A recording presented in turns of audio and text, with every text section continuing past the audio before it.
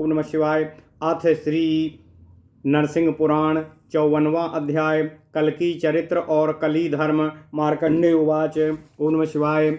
अतः परं प्रवक्ष्यामि शृणु राजन् समाहितः प्रादुर्भावं हरे पुण्यं कालयाख्यं पापनाशनम्।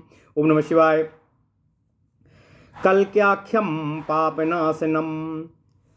कलिकालेन राजेन्द्रो नष्टे धर्मे महीतले वृद्धिं गते तथा पापे व्याधि संपीडते जने देवैः संप्रार्थितो विष्णुः क्षीराब्धो स्तुतिपूर्वकम् असाम्भलाख्ये महाग्रामे नानाजनसमाकुले नाम्ना विष्णु यशः पुत्रः कल्की राजा भविष्यति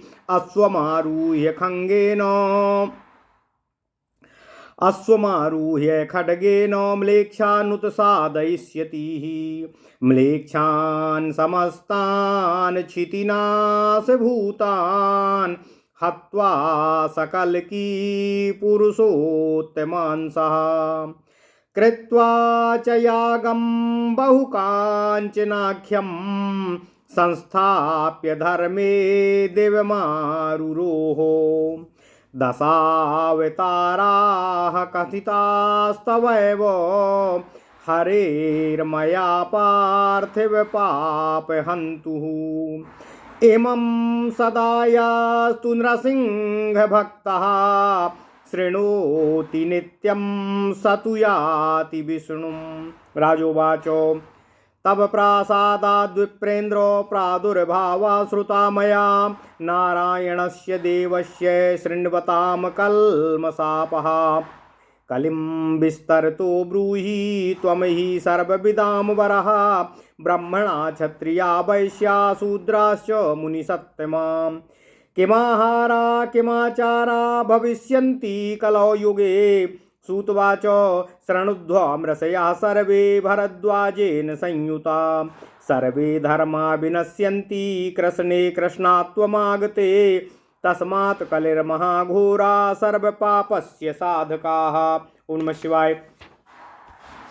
ब्रह्मणा क्षत्रिया वैश्याः शूद्रा धर्मपराङ्गमुखाः घोरे कलियुगे प्राप्ते द्विजदेवोपराङ्गमुखाः व्याजधर्मरता सर्वे दम्भाचारपरायणाः असूयानिरताश्चैव व्रताहङ्कारदूषिताः सर्वैः संक्षिप्यते सत्यं नरे पंडितगर्वितैः अहमेवाधिको इति सर्वम् एव वदन्ति वै अधर्मलोलुपाः सर्वे तथान्येषां च निन्दकाः अतः स्वाल्पायुषा सर्वे भविष्यन्ति कलौ युगे अल्पायुष्टान् मनुष्याणां न विद्याग्रहणं द्विजाः विद्याग्रहणशून्यस्त्वाद् धर्मो वर्तते पुनः ब्राह्मणाद्यास्तथा वर्णाः संकीर्यन्ते परस्परम् काम क्रोध परामूढ़ा वृथा संताप पीडिताः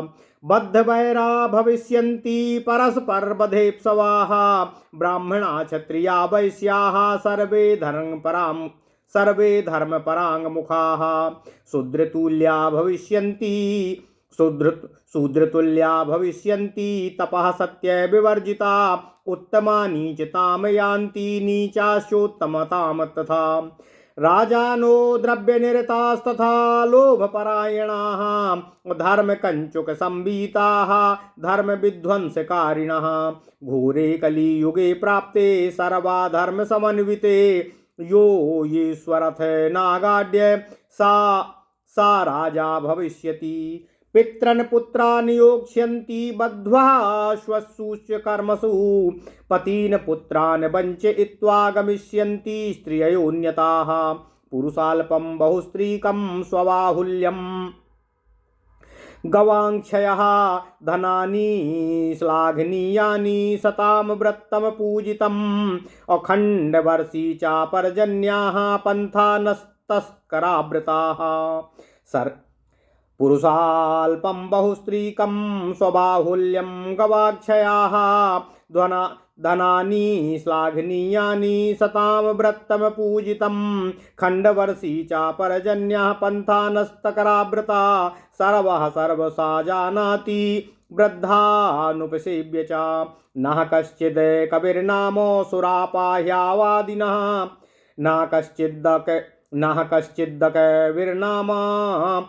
नः कश्चिदकविर्नामो सुरापा ब्रह्मवादिनः किङ्कराश्च भविष्यन्ति शूद्राणां च द्विजातयाः द्विसन्ति पितरं पुत्रां गुरुं शिष्यं द्विसन्ति च पतिं च वनिता द्वेष्टि कलौ घोरे समागते लोभाभिभूतमनसः सर्वे दुष्कर्मशीलिनः परान्लोलुपा नित्यं भविष्यन्ति द्विजातयाः परस्त्री निरिता सर्वे परद्रव्यपरायणाः घोरे कलियुगे प्राप्ते नरम धर्मो परायणम् असूया निरिता सर्वे उपहासं प्रकुर्वते नाव्रतानि चरिष्यन्ति ब्राह्मणा वेदनिन्दिकाः न यक्ष्यन्ति न होष्यन्ति हेतुवादैर्विकुत्सिताः द्विजा कुर्वन्ति दम्भार्थं पितृयज्ञादिका क्रियाः न पात्रेष्वेव दानानि कुर्वन्ति च नरास्तथा क्षीरोपाधिनिमित्तेन गोषु प्रीतिं प्रकुर्वते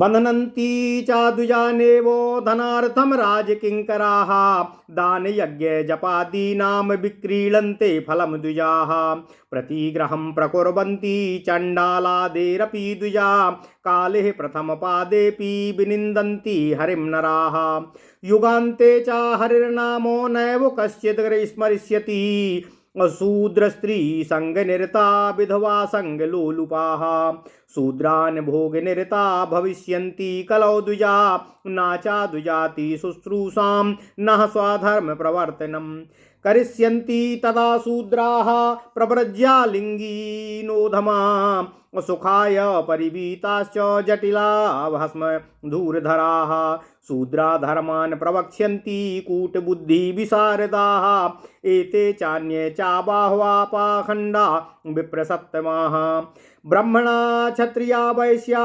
भविष्यन्ति कलौ युगे गीतवाद्यरता विप्रा वेदवादो पराङ्गमुखा भविष्यन्ति कलौ प्राप्ते शूद्रमार्ग प्रवर्तिनः अल्पद्रव्या व्रथा लिंगा व्रथाहंकार दूषिताः हरतारो न च दातारो भविष्यन्ति कलौ युगे प्रतिग्रह परा नित्यं द्विजा सन्मार्गशीलिनः आत्मस्तुति परा सर्वे परनिंदा परास्तथा विश्वासहीना पुरुषा देव देव द्विजातिषु। ओम नमः शिवाय। ओम नमः शिवाय। असंश्रुतोक्ति वक्तारो द्विजदेशो परस्तथा स्वधर्म त्यागिना सर्वे कृतघ्ना भिन्नवृत्तयाः याचका पिशुनाश्चैव भविष्यन्ति कलौ युगे परापवादनिरताः आत्मस्तुति परायणाः परास्वहारणोपाया चिंतका सर्वदा जनाः अत्याह्लादो परास्तत्र भुञ्जानां परवेश्मनि तस्मिन्नेव दिने प्रायो देवतार्चन तत्परा तत्रैव निंदा निरिता भुक्त्वा चैकत्र संस्थिताः द्विजाश्च क्षत्रिया वैश्या शूद्राश्चान्ये च जातयः अत्यन्तकामिनश्चैव संकीर्यन्ते परस्परं न शिष्यो न गुरु कश्चिन् पुत्रो न पिता तथा न भार्या न पतिश्चैव भविता तत्र संकरे शूद्रवृत्त्यैव जीवन्ति द्विजा नरकभोगिनः अनावृष्टि भयप्रायाः अगगनासक्तदृष्टयाः भविष्यन्ति जना सर्वे तदा शुद्धो कयातराः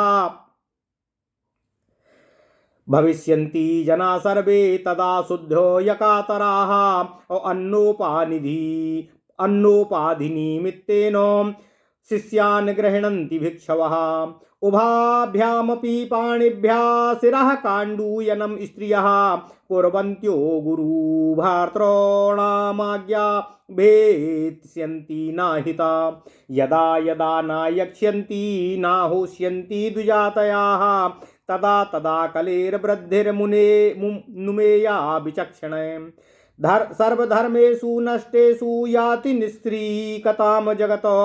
सूतवाच एवं कलेस्वरूपं तत्कथितं विप्रसत्यमाः। हरिभक्तिपरानेव नाकलिर्बाधते द्विजा। तपः परं कृतयुगे त्रेतायां ध्यानमेव हि। ओम नमः शिवाय। द्वापरे यज्ञमेवाहुर्दानमेकं कलौ युगे।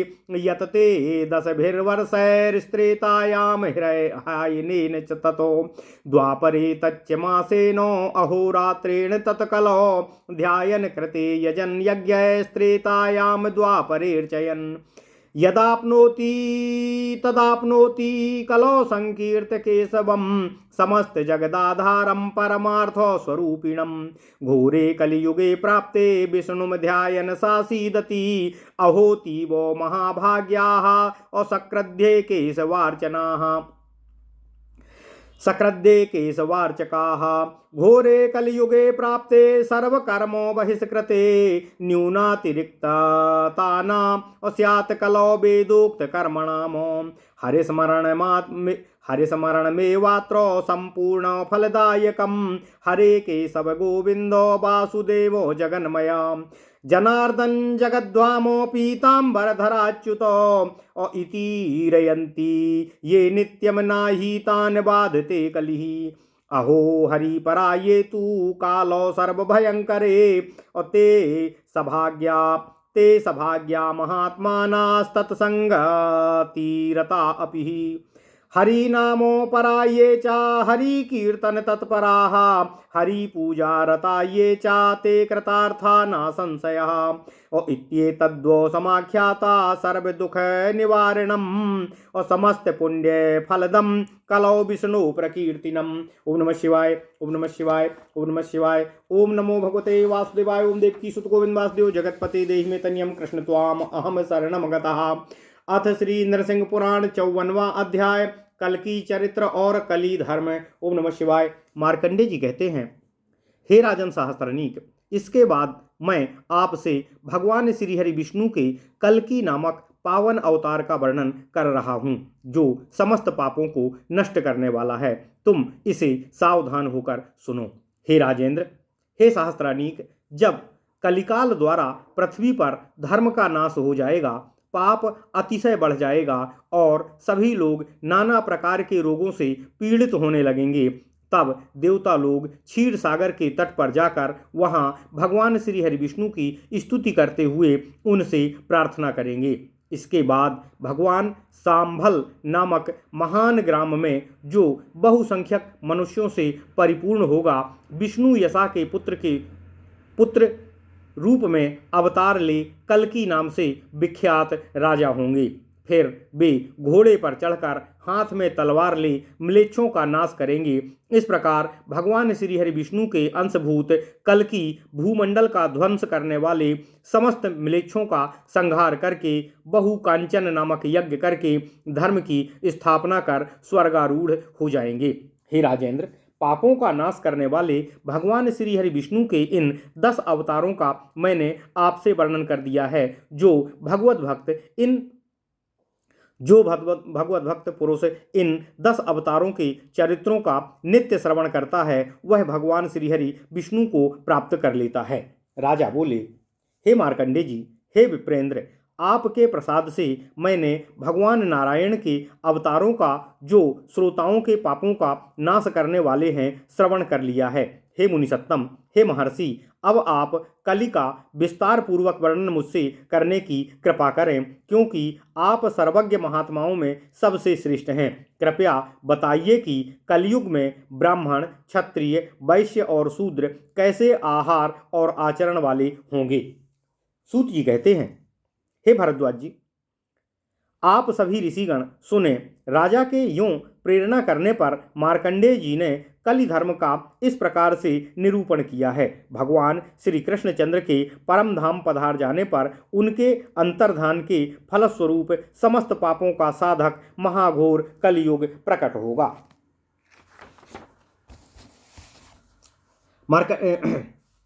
सूत जी कहते हैं, हे भरद्वाज जी, उस समय सभी धर्म नष्ट हो जाएंगे।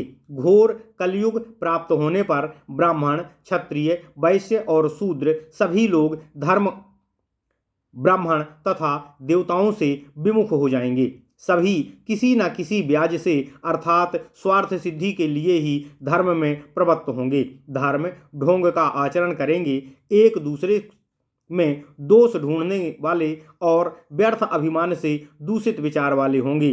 पांडित्य का गर्व रखने वाले सभी मनुष्य सत्य का अपलाप करेंगे और सब लोग यही कहेंगे कि मैं ही सबसे बड़ा हूँ।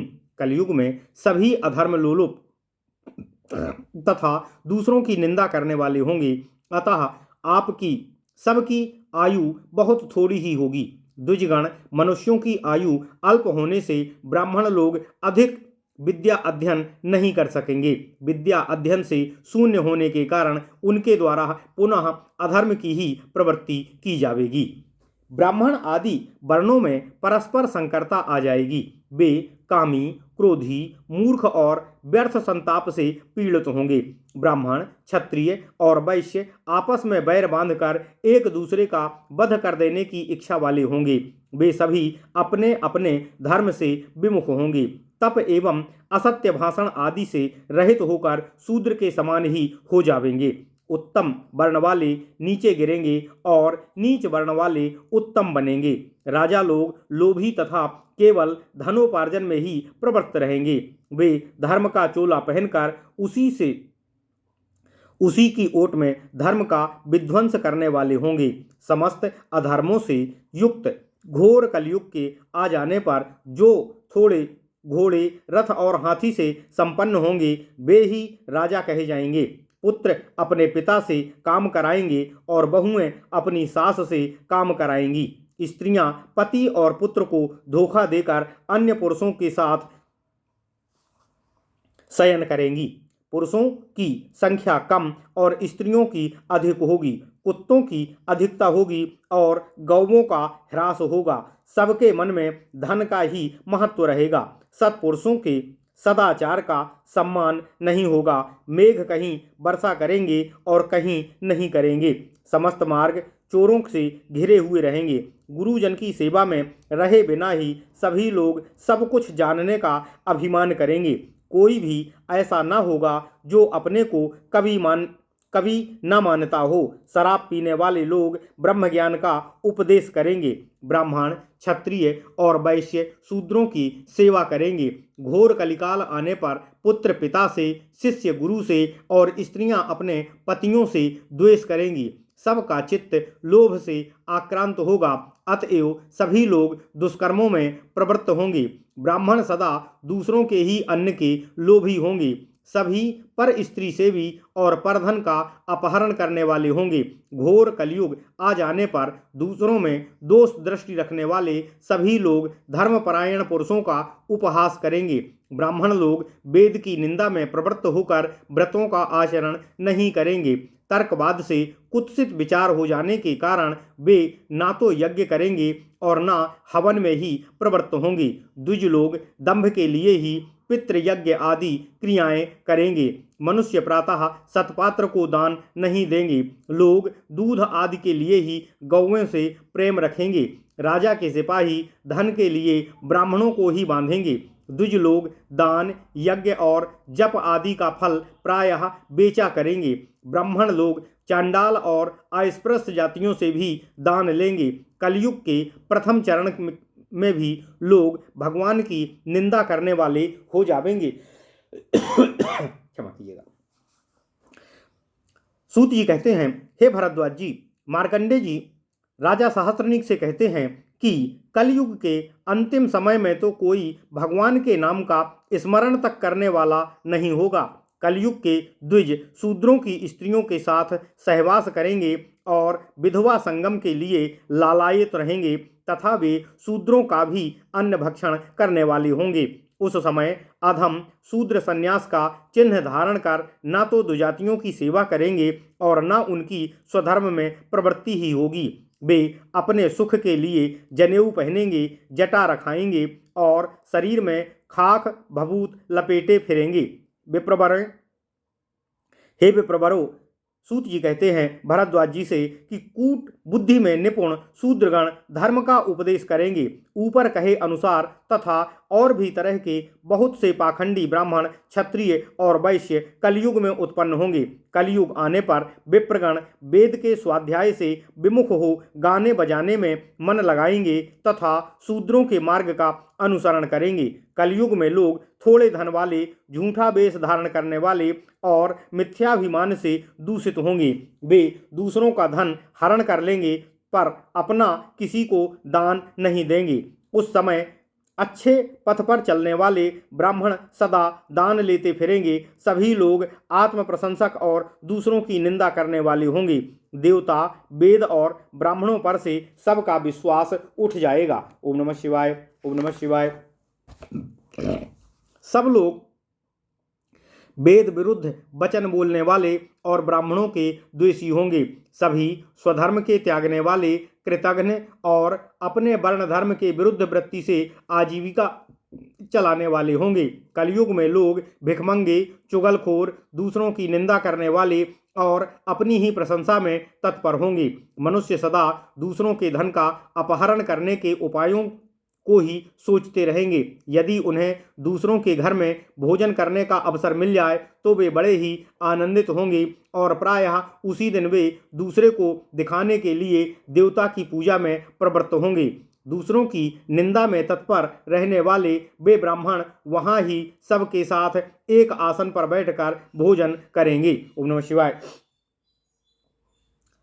मार्कंडेय जी कहते हैं, हे राजन, हे सहस्त्रानीक, उस समय ब्राह्मण, क्षत्रिय, वैश्य और शूद्र सभी जातियों को लोग अत्यंत कामी होंगे और एक दूसरे के संपर्क स्थापित करके वर्ण संकर हो जाएंगे। वर्ण संकरता की दशा में गुरु शिष्य, पिता पुत्र और पति पत्नी का विचार नहीं रह जाएगा। नरक भोगी ब्राह्मण आदि वर्ण प्रायः शूद्र वृत्ति के ही जीविका से ही जीविका चलाएंगे और नरक भोगी होंगे। लोगों को प्रायः सदा अनावृष्टि का भय बना रहेगा और वे सदा आकाश की ओर दृष्टि लगाए हुए वृष्टि की ही प्रतीक्षा करते रहेंगे। उस समय के सभी लोग सदा भूख की पीड़ा से कातर रहेंगे। सन्यासी लोग अन्न प्राप्ति के उद्देश्य से ही लोगों को शिष्य बनाते फिरेंगे। स्त्रियां दोनों ही हाथों से सुर खुजलाती हुई अपना पति तथा गुरुजन की हितकारी आज्ञाओं का तिरस्कार करेंगी। द्विजाति लोग ज्यों ज्यों यज्ञ और हवन आदि कर्म छोड़ते जाएंगे त्यों ही त्यों बुद्धिमानों को कलयुग की वृद्धि का अनुमान करना चाहिए। उस समय संपूर्ण धर्मों के नष्ट हो जाने पर यह सारा जगत श्रीहीन हो जाएगा। सूत जी कहते हैं, हे विप्रवरो, हे भरद्वाज जी, इस प्रकार मैंने आप लोगों से कलयुग के स्वरूप का वर्णन कर दिया है। हे द्विजगणों, जो लोग भगवान के भजन में तत्पर रहेंगे उन्हीं को कलयुग बाधा नहीं दे सकता। सतयुग में तपस्या प्रधान है और त्रेता युग में ध्यान, द्वापर में यज्ञ को महान बतलाया गया है और कलयुग में एकमात्र दान को ही कल्याणकारी बताया गया है। सतयुग में 10 वर्षों तक तप आदि के लिए प्रयत्न करने से जो फल मिलता है वही त्रेता युग में एक ही वर्ष के प्रयत्न से सिद्ध हो जाता है। द्वापर में एक ही मास की आराधना से, साधना से जो सुलभ होता है कलयुग में केवल एक ही दिन रात यत्न करने से प्राप्त हो जाता है। सतयुग में ध्यान, त्रेता में यज्ञों द्वारा यजन, द्वापर में पूजन करने से जो फल मिलता है उसे ही कलयुग में केवल भगवान का कीर्तन करने से मनुष्य प्राप्त कर लेगा। घोर कलयुग प्राप्त होने पर समस्त जगत के आधारभूत परमार्थ स्वरूप भगवान श्री हरि विष्णु का ध्यान करने वाले मनुष्य को कलयुग में बाधा नहीं पहुंचती है। हे भारद्वाज जी, जिन्होंने एक बार भी भगवान श्री हरि विष्णु का पूजन किया है वे बड़े ही सौभाग्यशाली होंगे। संपूर्ण कर्मों का बहिष्कार करने वाले कलयुग के प्राप्त होने पर किए जाने वाले वेदोक्त कामों में न्यूनता या अधिकता का दोष नहीं होता है। उसमें भगवान का स्मरण ही पूर्ण फलदायक होता है। जो लोग हरे, केशव, गोविंद, वासुदेव, जगन्मय, जनार्दन, जगद्धाम, पीताम्बरधर, अच्युत आदि नामों का उच्चारण करते रहते हैं उन्हें कलयुग कभी बाधा नहीं पहुंचाता है। हे भरद्वाज जी, सबको भय देने वाले इस कलयुग में जो लोग भगवान श्री हरि विष्णु की आराधना में लगे रहते हैं अथवा जो उनके आराधकों का संग करते हैं, वे महात्मा जन बड़े ही भाग्यशाली हैं। जो हरि नाम का जप करते हैं, हरि कीर्तन में लगे रहते हैं और सदा भगवान श्री हरि विष्णु की पूजा ही किया करते हैं, वे मनुष्य कृतकृत्य कहे गए हैं, इसमें संदेह नहीं है। इस प्रकार यह कलि का वृत्तांत मैंने आपसे कहा है। कलयुग में भगवान श्री हरि विष्णु का नाम कीर्तन समस्त दुखों को दूर करने वाला और संपूर्ण पुण्य लोकों को देने वाला है। इति श्री नरसिंह पुराणे कलि लक्षण कीर्तनम नाम 54वां अध्यायः। इस प्रकार श्री नरसिंह पुराण में कलयुग के लक्षणों का वर्णन नामक 54वां अध्याय पूर्ण हुआ। ओम नमः शिवाय, ओम नमः शिवाय, ओम नमः शिवाय।